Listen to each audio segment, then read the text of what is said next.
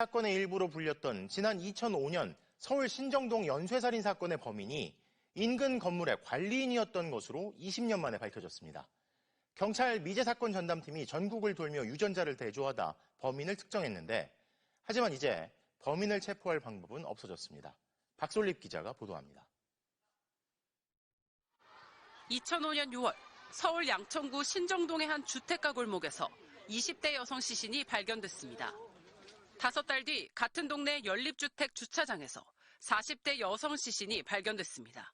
모두 목이 졸려 숨졌고 시신은 쌀포대나 돗자리에 끈으로 묶여 있었습니다. 그런데 한 방송 프로그램이 연쇄살인 사건 이듬해에도 신정동에서 벌어진 여성 납치 사건이 있다며 모두 동일범 소행으로 추정하면서 이 세 사건은 엽기토끼 사건으로 불렸습니다. 납치됐다 탈출한 여성이 숨었던 범인 윗집 계단에서 엽기토끼 스티커가 붙은 신발장을 봤다고 했기 때문입니다. 사건의 진실은 20년 만에 드러났습니다. 동일 수법 전과자이면서 범행 당시 신정동 Y빌딩 관리인으로 근무한 사실 등을 근거로 경찰이 밝힌 연쇄살인 범인은 범행 당시 60대였던 장모 씨. 경찰은 피해자들이 장 씨가 관리인으로 있던 빌딩에 갔다 성폭행을 당한 뒤 살해됐다고 했습니다. 수사는 2016년 서울경찰청 미제사건 전담팀이 출범하면서 재개됐습니다.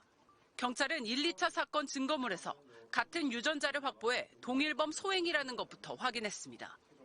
이후 23만여 명을 수사 선상에 올려 전국을 돌아다니며 1,500명의 유전자를 대조하고도 용의자를 특정하지 못했습니다.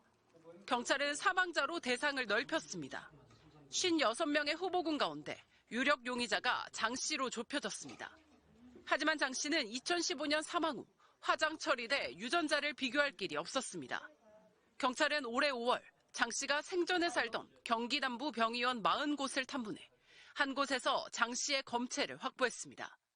1, 2차 사건 당시 확보한 DNA와 비교한 결과는 일치.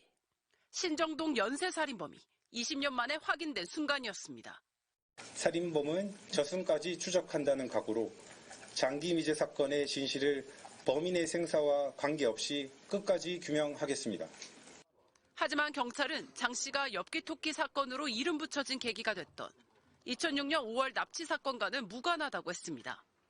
장 씨는 그때 당시 이미 강간치상 혐의로 수감 중이었던 것으로 확인된 겁니다.